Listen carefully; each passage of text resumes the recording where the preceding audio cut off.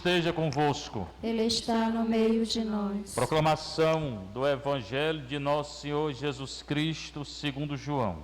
Glória a vós, Senhor. Naquele tempo, disse Jesus aos seus discípulos: Tenho ainda muitas outras coisas a dizer-vos, mas não sois capazes de as compreender agora. Quando, porém, vier o Espírito da verdade, ele vos conduzirá à plena verdade. Pois ele não falará por si mesmo, mas dirá tudo o que tiver ouvido, e até as coisas futuras vos anunciará. Ele me glorificará, porque receberá do que é meu, e vô-lo anunciará. Tudo que o Pai possui é meu. Por isso disse que o que ele receberá e vos anunciará é meu. Palavra da salvação. Glória a vós, Senhor. Sentar um pouquinho, você que está aqui na nossa paróquia, está em casa também, que é a paróquia de Santa Terezinha. Estamos na sexta semana da Páscoa, o tempo pascal, quinta-feira. Evangelho João 16, 12 a 15. Continua o capítulo 16. Tá? Naquele tempo, hoje, agora, na hora que é anunciada a palavra de Deus acontece, Jesus está falando com os discípulos. Discípulos são todos aqueles que seguem Jesus ou procuram seguir Jesus. Tenho ainda muitas coisas a dizer. Te amei bastante, mas não disse. Por quê? Porque eles não acreditavam, eles não tinham fé. Então Jesus vai morrer, ressuscitar, aí vem o dia de Pentecostes, vem o Espírito Santo, é quando eles vão começar a entender. Antes não entenderam nada, ou quase nada. Mas não sois capazes de as compreender agora. Pronto, o Senhor está dizendo que eles não entendem. Ficou 3 anos e meio com eles, explicou muita coisa, não entenderam. Aqui também, né? Às vezes eu sinto isso, né? Às vezes eu falo, não sei se estão entendendo, né? Com o nosso Senhor aconteceu a mesma coisa, né? E ele diz, né? Vocês não são capazes de as compreender agora. Quando, porém, vier o Espírito da verdade, Pentecostes, todos esses dias já é antecipando a festa de Pentecostes. Quem vai esclarecer para eles é o Espírito Santo, o Paráclito, o Espírito da verdade, né? Ele vos conduzirá à plena verdade. Quem nos conduz à plena verdade, a verdade plena, é o Espírito Santo. Todo sacramento da Igreja Católica tem a presença do Espírito Santo, do Pai, do Filho e do Espírito Santo. Mas quem dá o entendimento é o Espírito Santo. O entendimento é um dom do Espírito Santo, né? Se você não tem, peça. Se é um dom, o que eu posso fazer, o que eu devo fazer é pedir. Deus concede o dom. Melhor do que estar pedindo coisa material, a gente pede o Espírito Santo. É a melhor coisa.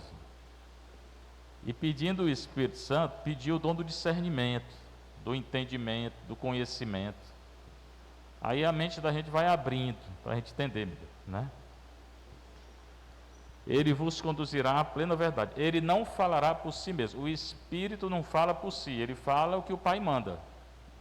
E que Jesus manda, porque é um Deus só, é o Pai, o Filho e o Espírito Santo, é um Deus só. Aqui também é o anúncio da Trindade, né? 3 pessoas e um Deus só. Mas dirá tudo o que tiver ouvido do Pai. Ele não pode dizer nada contra o Pai, o Pai de nosso Senhor Jesus Cristo. Como também Jesus não pôde fazer nada, podia, mas não fez. Jesus fez exatamente a vontade do Pai. Ele tinha liberdade de não fazer, mas fez. E até as coisas futuras vos anunciará. Aqui tem um erro muito grande hoje de pessoas da igreja, inclusive aquelas, né, que falam muito do Espírito Santo. Essas pessoas pensam que profecia é anúncio do futuro. Isso não é profecia, não. Na Bíblia não é, não. Mas elas continuam achando e teimando e ensinando que é isso. Ensinando errado, né? Ocasionalmente pode ser que fale do futuro, do que vai acontecer, mas geralmente não é o futuro, não. Leia a Bíblia para você ver o que é profecia. A profecia, o profeta, é o que fala do presente, à luz da palavra de Deus. Ele pega a palavra de Deus e anuncia hoje. Esse é o profeta. 99,9999% dos católicos não entendem esse negócio. Acham que profeta é o futuro. Inclusive de movimentos da igreja. Eles acham que profecia é o futuro. Você está errado. Mas não entra na cabeça deles, não. Aí, paciência. Profeta é o que faz a crítica do presente à luz da palavra de Deus. Esse é o profeta da Bíblia. Não é o que adivinha um futuro, não. Porque adivinhar não existe. Nem o que prevê o futuro. Pode prever. Uma vez ou outra fala do futuro. Paulo era um profeta. Pregação de Paulo. Falava de quê? O pessoal, tem presente, se converta. Uma profecia só. Na vida toda de Paulo, em Atos dos Apóstolos, em Atos só tem uma profecia do futuro. Uma só, uma. Quando disseram que ele ia morrer. Pronto. 28 capítulos do livro dos Atos, só tem uma profecia do futuro. Não, mas aí os entendidos aí, né, dos movimentos, não, profecia é o futuro. Não entende nada. Profecia é o presente. Fala da palavra de Deus, o profeta anuncia a palavra de Deus no presente. Ele é profeta por isso. Né? Agora tem que anunciar a palavra de Deus, não é o que ele quer, não. Ocasionalmente ele pode anunciar o futuro. Jesus também, ele falou do futuro pouco antes de morrer, do que ia acontecer com Jerusalém. Não passou o tempo todo falando do futuro, não, Jesus. Lê os evangelhos, né? É bom a gente ler os evangelhos, né? Ele procurou anunciar e trouxe o perdão, curou, né? Ressuscitou, tirou o demônio, mas foi falar do que ia acontecer só no final. Ainda foi falar no sentido de castigo, que muita gente não fala. Dizendo que Deus não castiga. Castiga sim. Principalmente quem não segue a palavra dele. Vai ser castigado? Vai. Vai ser castigado. E nem no céu entra. Né? Ele anuncia a destruição de Jerusalém. E anuncia o final dos tempos, final do mundo, na verdade. Né? Final dos tempos também.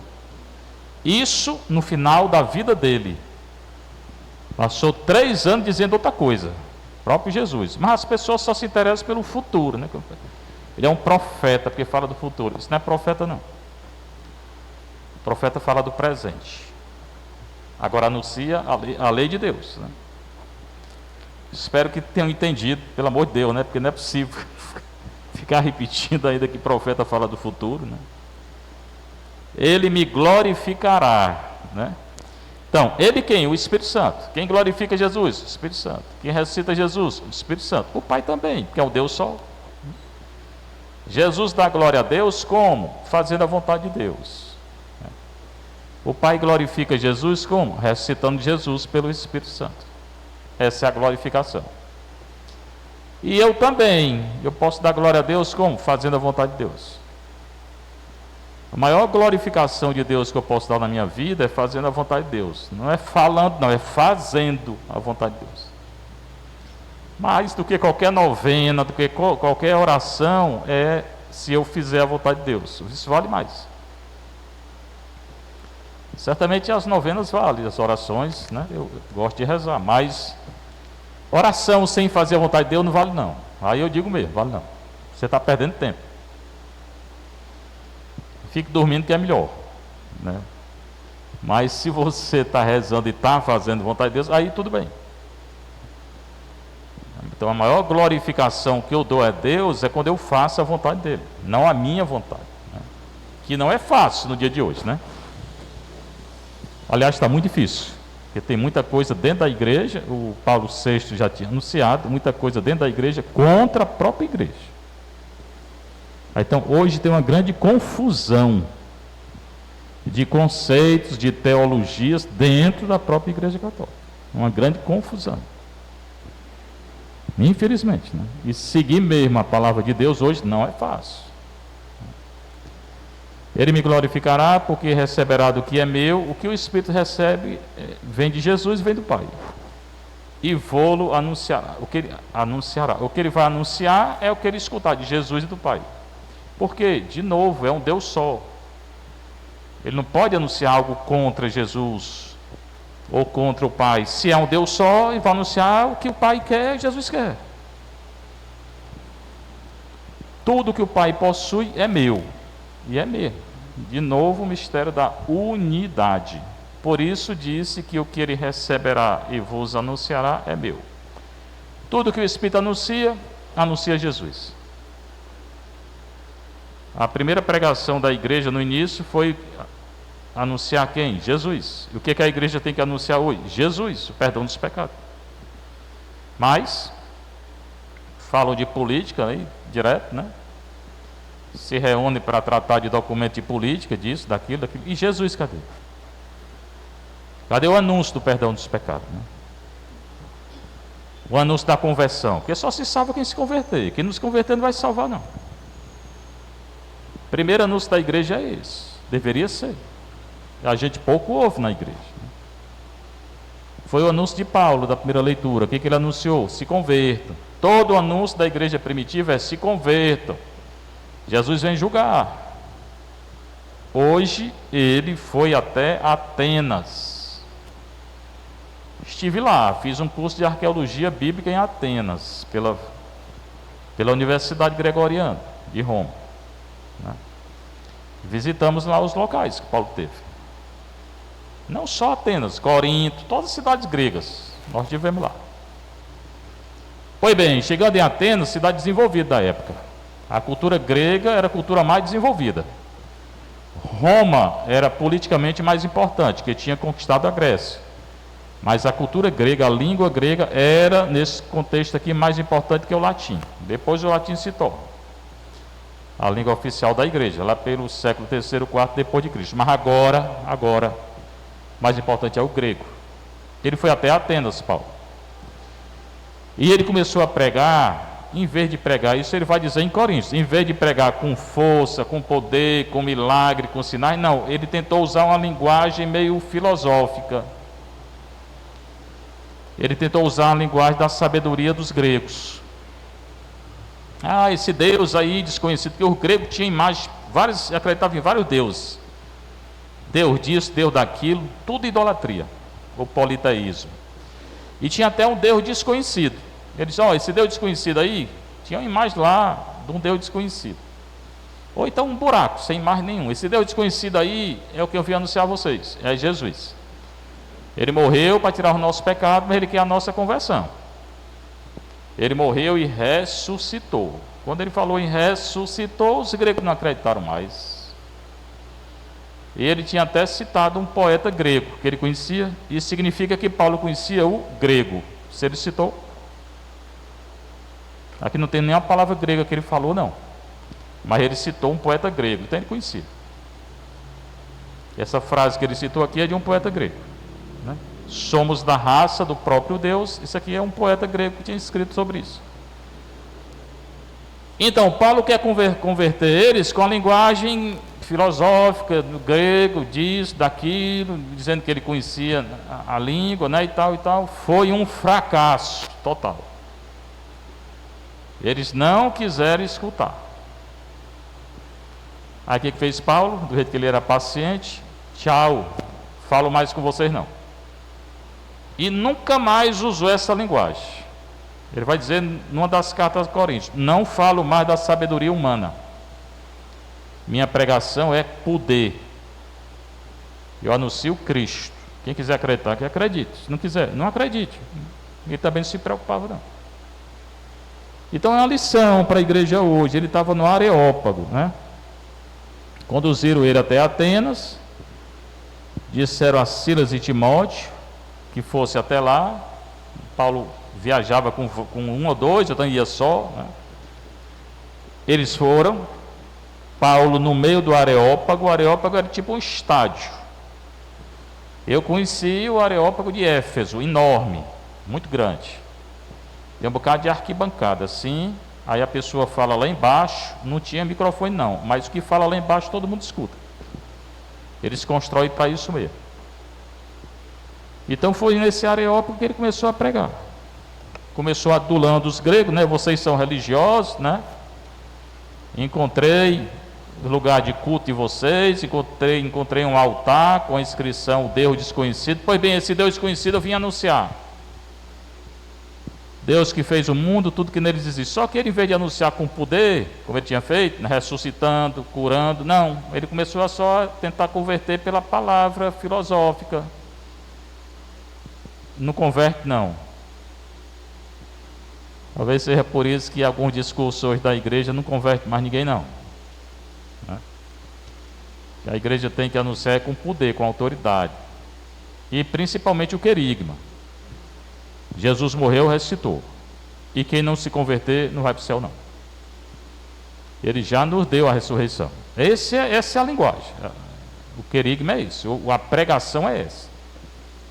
Ele já me deu a ressurreição, mas se eu não seguir a lei dele, eu não vou ressuscitar. Com ele, não. Vou ressuscitar sem ele. Esse é que é o querigma. Essa que era a pregação da igreja primitiva e que deve ser a pregação hoje. E não é.